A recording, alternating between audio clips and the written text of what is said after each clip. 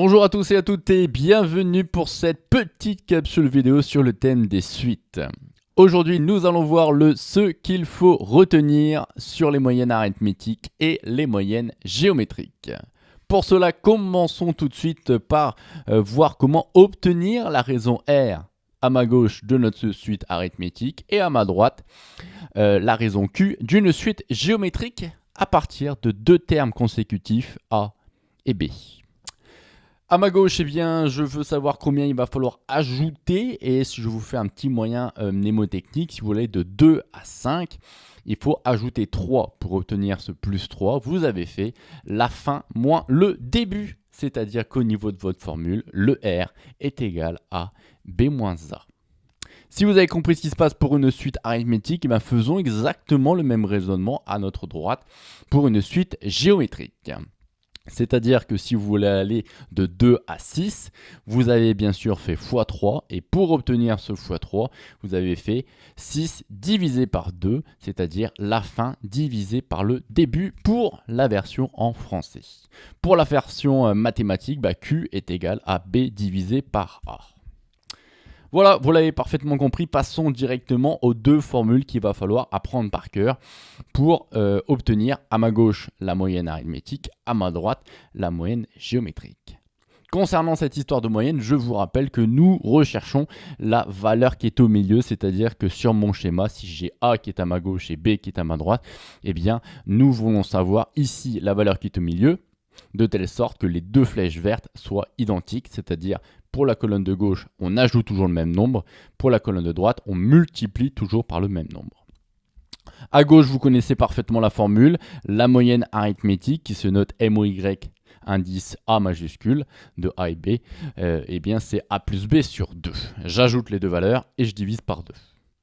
Pour la moyenne géométrique, la notation est bien sûr assez intuitive. MOY cette fois-ci indice G et c'est racine carrée de A fois B. En quelque sorte, l'addition ici s'est transformée en une multiplication et la division par 2, eh bien, elle s'est transformée en une puissance 1/2.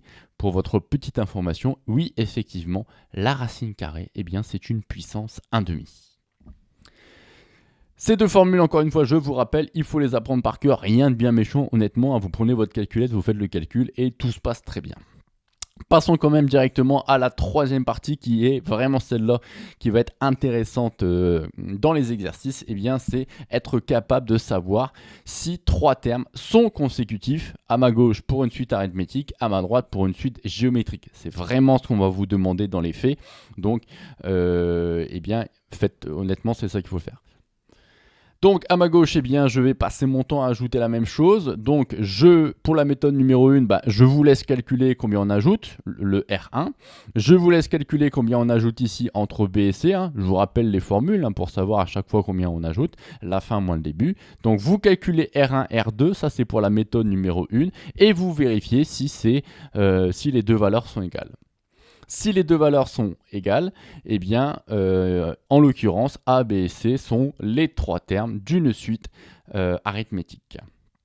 Méthode numéro 2, vous allez pouvoir utiliser notre fameuse moyenne arithmétique. Eh bien, si A, B et C sont trois termes consécutifs d'une suite arithmétique, ça veut dire que le B qui est au milieu est en fait la moyenne de A et C. Donc dans un premier temps, eh bien, vous calculez votre moyenne arithmétique. Alors attention, moyenne arithmétique des valeurs qui sont extrêmes, donc la valeur A et la valeur C, et vous vérifiez si cette moyenne est égale à B. Si vous avez compris ce qui se passe pour notre suite arithmétique, on va faire exactement la même chose pour suite géométrique, c'est-à-dire que pour la méthode numéro 1, vous calculez les valeurs de Q1 et de Q2, c'est-à-dire ici par combien je dois multiplier, ici par combien je dois multiplier. Si vous obtenez exactement la même chose, c'est que vous êtes en face de trois termes consécutifs d'une suite géométrique. Si ce n'est pas le cas, eh bien, ce ne sont pas trois termes d'une suite géométrique. Concernant la méthode numéro 2, eh bien, c'est la même chose qu'à gauche. Si ces trois termes sont les termes consécutifs d'une suite géométrique, eh bien, la valeur qui est au milieu est censée être la moyenne. Donc, vous calculez la moyenne de A et C. Bien sûr, je vous parle de la moyenne géométrique. Et si elle est égale au B qui est ici au milieu, eh bien, c'est que vous avez affaire à trois termes consécutifs. Ceci conclut la petite capsule vidéo sur ce qu'il faut retenir sur les moyennes arithmétiques et géométriques. Ce que je vais vous demander impérativement, c'est d'apprendre ces deux formules-là par cœur parce que nous allons les utiliser dans les exercices. Et à partir de ce que je vous ai rappelé, pour obtenir la raison R et la raison Q d'une suite arithmétique à partir de deux termes consécutifs, eh bien, vous êtes capable de déterminer si trois termes sont les termes consécutifs à ma gauche d'une suite arithmétique et à ma droite d'une suite géométrique.